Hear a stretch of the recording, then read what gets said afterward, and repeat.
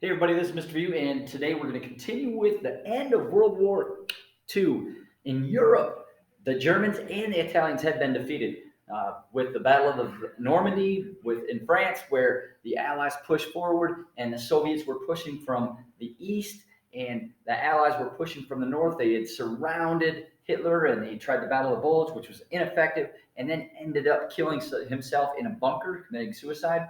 We found out that Mussolini had been riddled with bullets, dragged through the streets, and hung from a meat hook upside down at a garage. So they're done in Europe, and now we've got to turn our attention to Japan, who had bombed Pearl Harbor on December 7th, 1941, and the U.S. was looking for revenge, right?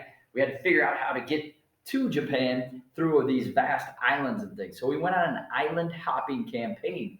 We went from island to island to island, trying to get closer and closer to Japan. So we had a launching point. One of the big battles was a naval battle called the Battle of Midway in 1942. And in Battle of Midway, some of their planes were diverted, right? Some of the Japanese planes were diverted. And when they were refueling on their aircraft carriers, we caught them at the right time and we blasted through them and we destroyed a lot of their fleet, four of their carriers and a lot of their planes. And so we did a great job. The United States really damaged the Japanese Navy at that point. So now we're hopping from island to island. Two of those islands were really important and monumental, I guess you could say: Iwo Jima and Okinawa. Iwo Jima is super famous because if you've ever seen the guys raising the flag, right? The Marines raising the flag at Iwo Jima, that's that famous scene. There's a big deal about that called Flags of Our Fathers. There's a movie and a book about that. It's a great movie, great book. Okinawa was the same way. It was a very intense battle. And one of the things that both of these battles showed us was that the Japanese would not surrender. They'd fight almost until the last man. They would fight with their bayonets, with their hands, with their knives, whatever they could do. They were not going to give up unless absolutely forced to do so. So they thought it was shameful, and if they surrendered, they weren't going to surrender. And this was dangerous for our president at the time because the president was thinking, man, we have to go and attack Japan. And his advisors, President Truman was the president at this point. FDR had died. So Truman had been told by his advisors that it's going to cost 1 million American soldiers if we attack Japan. It's going to kill a lot of our soldiers, a lot of our men. So he has a choice to make, right?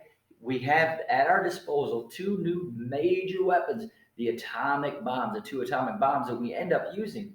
And he had been told about these things, and nobody had seen this in the world at this point.